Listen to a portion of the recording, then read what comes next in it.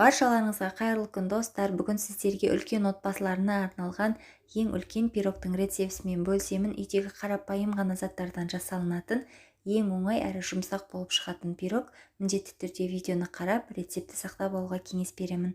Ең алдымен 3 жұмыртқамызға 1 стакан шекерімізді салып, миксермен жақсылап араластырамыз. Біздің массамыз біркелкі болғанша жақсылап араластырамыз.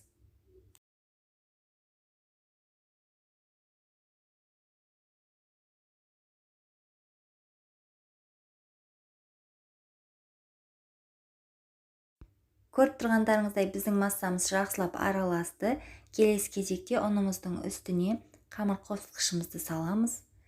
Жақсылап араластырамыз. Мен ұнды алдын ала електен өткізіп алдым. Міндетті түрде ұнды електен өткізіп қолданғандарыңыз дұрыс, сонда пирогымыз жақсы көтерілетін болады. Осы ұнның жартысын ғана жаңағы сұйық массамызға қосамыз. Миксермен тағы да жақсылап араластырамыз.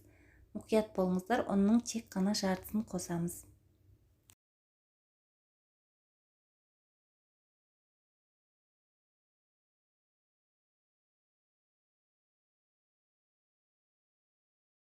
Ұнымызды салып, осылай жақсылап миксермен араластырып болдық.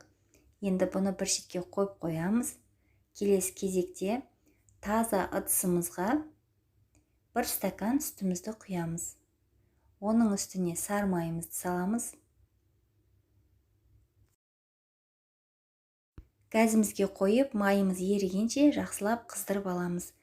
Бізде қызып дайын болды сүтіміз. Енді осы сүтті жаңағы сұйық массамызға қосамыз. Жартысын ғана құямыз бастапқыда.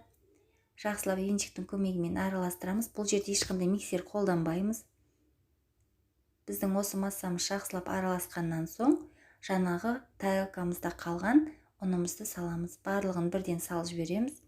Жақсылап тағы да араластырып, жаңағы қалған сүтіміздің барлығын осы массамызға қосамыз.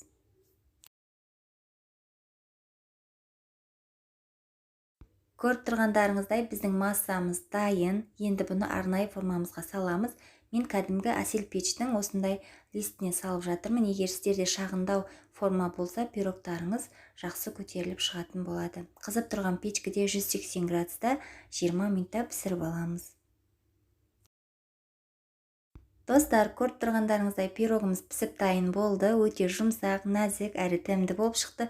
Үлкен отбасыларына арналған өте керемет үлкен пирог. Міндетті түрде жасап көруге кеңес беремін. Сіздерге ұнайды деген ойдамын. Каналыма тіркеліп, видеоға лайк басуды ұмытпаңыздар.